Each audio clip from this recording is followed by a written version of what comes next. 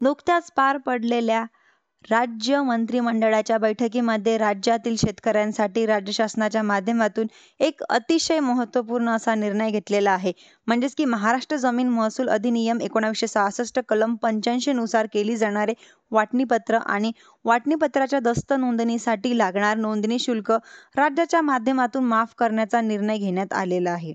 हा निर्णय घेतल्यानंतर बऱ्याच साऱ्या मित्रांच्या माध्यमातून, शेतकऱ्यांच्या माध्यमातून याच संदर्भातील जे प्रश्न विचारला केला जात आहे, बऱ्याच कमेंट मला येत आहे.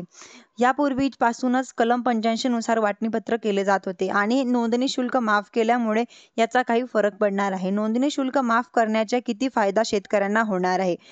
पूर्वी केली जाणारी वाटणी ती आताच्या या नवीन निर्णयामुळे केली जाणारी वाटणी यांच्यामुळे काय फरक पडणार आहे?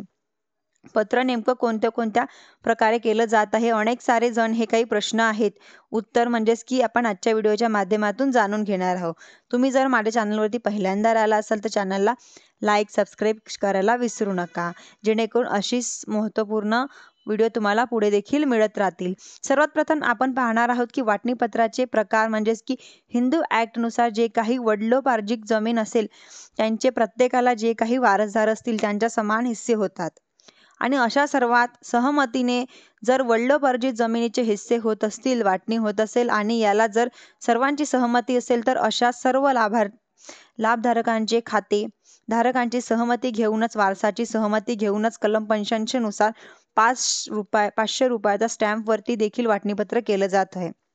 म्हणजेच की वाटणीपत्राचा पहिला प्रकार म्हणजे की या वाटणीपत्राच्या दुय्यम निबंधात समोर दस्तऐवज नोंदणी करणं, एक नोंदणीकृत दस्त बनवणं हा यांच्यातील दुसरा प्रकार आहे. आणि सहमती नसेल तर सहमती असताना देखील कोर्टाच्या माध्यमातून वाटणी करणं हा यांच्यातील तिसरा. या दोन्हीच्या व्यतिरिक्त एक असलेला प्रकार म्हणजेच की 3 प्रकारे शेतकऱ्यांना आपल्या शेत जमिनीची वाटणी करता येणार आहे. यांच्या माध्यमातील पहिला प्रकार जो म्हणजेच की जो पूर्वीपासून चालत आलेला आहे, कलम 85 नुसार जमिनीची वाटणी पूर्वी 100 रुपयाच्या बॉन्डवरती, पुन्हा 200, पुन्हा तर 500 अशा बॉन्डवरती सहमतीने सर्व भाऊंच्या बहिणींच्या सहमतीने केलं जात होतं. वाटणीपत्र आता हे वाटणीपत्र केल्यानंतर तहसीलदाराच्या माध्यमातून त्याला मंजुरी दिली जात आहे. तलाठ्याच्या माध्यमातून फेर वाढले जात आहे. या ठिकाणी तहसीलदाराच्या माध्यमातून यांची दस्त नोंदणी करायला सांगितलं जात आहे. आता कलम 85 नुसार केलं जात आहे की वाटणीपत्र आहे, वाटणीपत्र 500 रुपयाच्या स्टॅम्पवरती केलं, परंतु यांची जर पुढे दस्त नोंदणी करायची असेल तर दस्त नोंदणी केल्यानंतर केलेली वाटणीपत्र हा एक केवळ मुक्त पुरावा म्हणजेच की पेपर आहे. अर्थात उद्या जर काही कायदेशीर वादंग निर्माण झाले तर कायदेशीर बाबी जर आल्या तर त्या ठिकाणी 500 रुपयाच्या स्टॅम्पवरती केलेले वाटणीपत्र हा कायदेशीर पुरावा म्हणून काही धरला जात नाही. मग कायदेशीर पुरावा ग्राह्य धरण्यासाठी दुय्यम निबंधकासमोर या वाटणीपत्राला दस्त नोंदणी करणं, बऱ्याच वेळा तलाठ्याच्या माध्यमातून, तहसीलदाराच्या माध्यमातून दस्त नोंदणीसाठी आग्रह केला जात होता. याच्याच विरोधात अरविंद देशपांडे यांच्या माध्यमातून नागपूर खडकपीठामध्ये एक याचिका दाखल करण्यात आलेली आहे.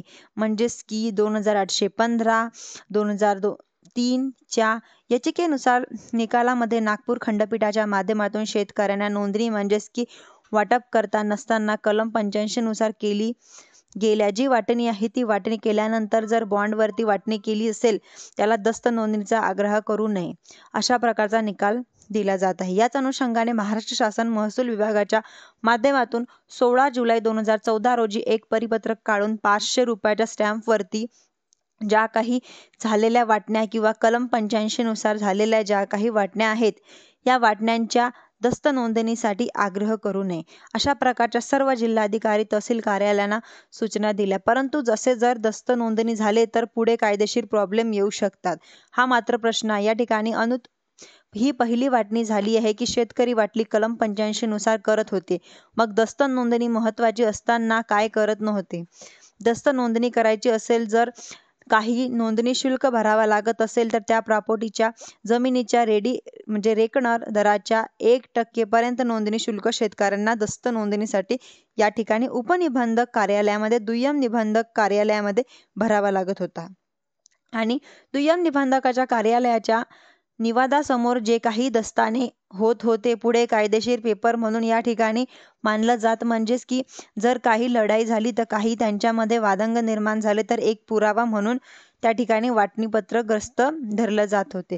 आता 1% नोंदणी शुल्काचा जो काही भार होता तो शेतकरी त्या ठिकाणी उचलू शकत नव्हते. यांच्यामुळे बऱ्याच वेळा शेतकऱ्यांची वाटणी व्हायची तहसीलदाराच्या माध्यमातून.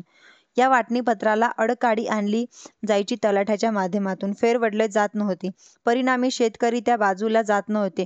अशा बऱ्याच साऱ्या जमिनी वाटणीपत्रक होण्यावाचून राहण्याच्या किंवा त्यांचे जे काही विषयक आहे तसेच वर्षानुवर्ष पडत राहायचे आणि काही ठिकाणी तहसीलदाराच्या माध्यमातून तलाठीच्या माध्यमातून फेर वाढले जात होते.